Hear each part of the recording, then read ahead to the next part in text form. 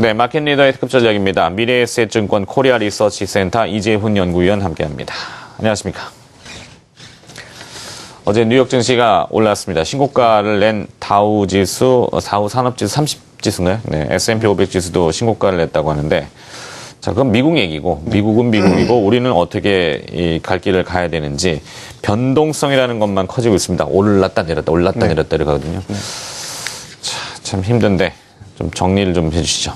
일단 투자하시는 분들 최근에 한 일주일 아니면 뭐 한 3, 4일 정도의 그 변동성에 일부 투자자분들은 뭐 짜증난다 이런 표현들 쓰십니다. 왜 그런 표현까지 쓰시냐 하면 특별히 어떤 이유가 없다라고 느끼시기 때문에 그렇습니다. 그리고 외국인들의 수급이 일부 계속 지속되는 부분들이 좀 깨져 있는 상황이기 때문에 수급이 상당히 얇다라는 표현도 이제 쓰게 되는 겁니다. 그래서 작은 규모의 자금이 이탈이 되더라도 시장이 확 밀리고 또 어느 순간 또 자금이 들어오게 되면 시장이 생각보다는 좀 더 강하게 튀는 그런 흐름들이 나타나기 때문에 사실 변동성이 좀 커져 있는 그런 상황이라고 보여집니다. 기술적인 측면을 말씀을 드리면 지금 현재 60일 이평선이라고 하는 1980포인트 초반의 그 코스피가 좀 무너져 있는 상황이기 때문에 과거 경험적으로 보시게 되면 여기서 강한 반등이 만약에 나오지 않는다고 보면 일부 좀 그 추세적으로는 약간 좀 밀릴 수 있는 여력이 좀 있다라고 보여지고요.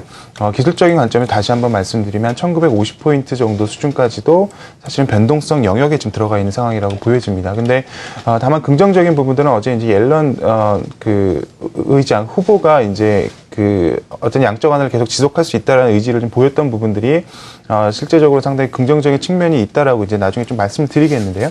어찌되었건 간에 지금 현재로서는 외국인들이 컴백을 강하게 못하고 있는 부분들이 가장 크다고 보여집니다. 그림을 하나 가지고 와봤는데요. 네. 제가 이 코너를 통해서 몇 번 소개를 드렸던 그림인데 조금 더 세분화해서 한번 가지고 와봤습니다. 지금 화면에 나와 있는 이 그림은 맨 위에 있는 것이 이제 외국인들의 순매수 누적을 나타내고 있고요. 밑에 나와 있는 회색 선이 그 외국인들이 현재 얻고 있는 수익률입니다. 근데 수익률은 주식 투자하시는 분들은 자본이득이 있을 것이고 외국인 입장에서 환차액이 있을 텐데요. 보시는 것처럼 자본이득은 한 10% 정도 누적으로 가져가고 있고 환차액은 그보다 조금 더 낮은 수준이기는 한 것 같습니다. 이거를 좀 분해해 보게 되면 이게 바로 보고 계시는 외국인들, 달러 환산 코스피로 환산한 외국인들의 수익률을 나타내고 있는데 지금 주가가 상단에서 막히는 과정에서 시세 차익도 지금 막혀 있는 상황입니다. 그래서 외국인들이 매수를 한 이후에 추세적으로 아주 강하게 주가가 올라가는 리더십이 떨어져 있는 측면도 여기서 나타나고 있는 흐름들이고요. 두 번째 보시는 그림들은 최근에 이제 많이 이슈가 되어 있던 환율이 한 1,050원 정도에서 다시 반등하는 양상이 나타나면서 외국인들의 환차익도 꺾이는 모습을 그림에서 확인하실 수가 있습니다. 그래서 추세적으로 외국인들이 다시 컴백하기 위해서는 환율적인 요인은 지금 현재로서는 환율이 아주 강해질 수 있다라고 보여지지 않기 때문에 전반적으로 일단 매물 소화 과정에서의 외국인들의 순매수, 즉 시세 차익 측면이 좀 더 나와줘야 되는 그런 상황인데 기술적으로는 약간 부담스러운 영역에 지금 현재 와 있는 상황이 아닌가 생각을 하고 있습니다. 네. 자, 코스피가 일단은 상승 출발을 보였습니다만 시장 분위기는 현재 시장 참여자들이 삼성전자와 현대차 이외에는 조금 늘어진다 이런 표현을 합니다. 자, 내부에 사실 재료들이 많죠. 문제점도 많고 시장이 워낙 위축되어 있다 보니까 그 와중에 또 뭐 세금을 더 걷는다고 하시는데 뭐 그 얘기는 그 얘기고 해외 얘기 아까 하시지 않았습니까? 네. 제 기억에는 옐런 그린스펀, 그다음에 벤 버냉키, 이번에 제닛 옐런. 네. 이제 미국 연준 의장들의 이름은 잘 외우고 있습니다. 뭐 매번 외워야죠. 어떡하겠습니까? 현실이 그런데. 맞습니다. 네, 오늘 또 이슈죠. 네. 청문회가 또 그쪽에 있다고 하는데 우리 청문회는 별 신경 안 쓰는데 남의 나라 청문회는 잘 신경 써야 돼요. 그죠? 예, 중요합니다. 어떻게 보십니까? 일단은 뭐 오늘 많이 뉴스에도 보도가 됐을 것이고요. 투자자분들께서도 많이 인식을 하고 계신 부분들. 옐런 의장 후보가 우리가 이제 호키시하다라고 보통 얘기를 하는 부분들보다는 도비시하다, 즉 비둘기처럼 온순한 정책을 버냉기처럼 이어갈 것이다라는 메시지를 받은 상황이긴 합니다.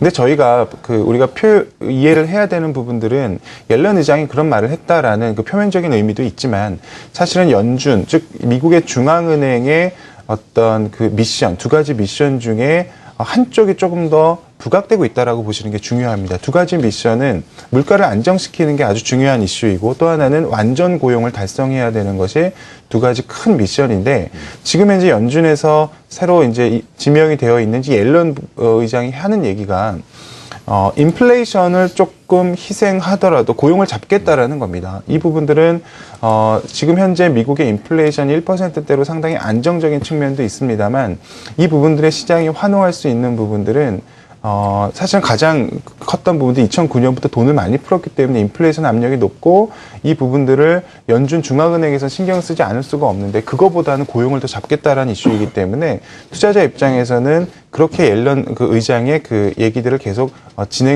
기대를 했던 부분들이 아닐까 생각을 하고 있습니다. 그래서 지금 현재 제가 말씀드리고 싶은 부분들은 중앙은행의 스탠스 자체가 인플레이션보다는 고용 쪽을 잡겠다. 그래서 양적 완화를 조금 더 진행할 수 있겠다라는 이슈로 파악되고 있는 것이 본질이라고 판단해 주시면 좋겠고요. 그와 연계해서 앞으로 보셔야 될 두 가지 지표, 제가 가장 중요하게 보고 있는 지표 두 가지는 아주 흔한 지표이지만 달러를 보셔야 될 것 같고요. 그 다음에 미국의 국채금리를 보셔야 될 것 같습니다. 그림을 하나 가지고 와봤는데요.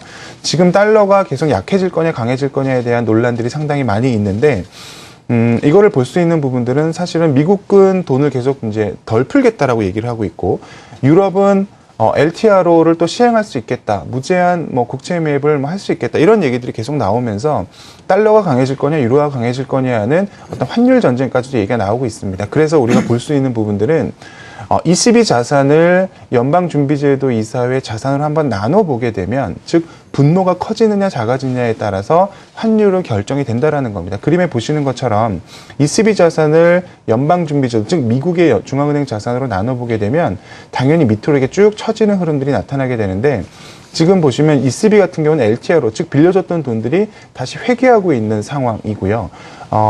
연준의 경우에는 연간 850억 불의 국채 매입을 계속 하고 있는 상황이기 때문에 제가 볼 때는 달러가 지금 예상하는 것처럼 테이퍼링 때문에 아주 강세를 보일 것이다라는 부분에 있어서는 동의하고 있지는 않습니다. 그래서 신흥국 입장에서는 상당히 괜찮은 환경들이 계속 유지가 되고 있다라고 보여지고요. 네. 두 번째 그림을 가지고 와봤는데요. 결국 이제 중요한 부분들은 미국 국채 금리가 상당히 중요하다라고 보여지는데 기준금리 대비해서 미국 국채 10년 금리의 스프레드가 얼만큼 높아지느냐에 따라 주식시장에도 영향을 많이 주게 됩니다. 이 그림이 바로 그 그림을 나타내고 있는데요. 이 그림이 밑으로 내려오게 되면은 국채 대비 10년물의 스프레드가 되게 높아지는 그런 흐름인데요.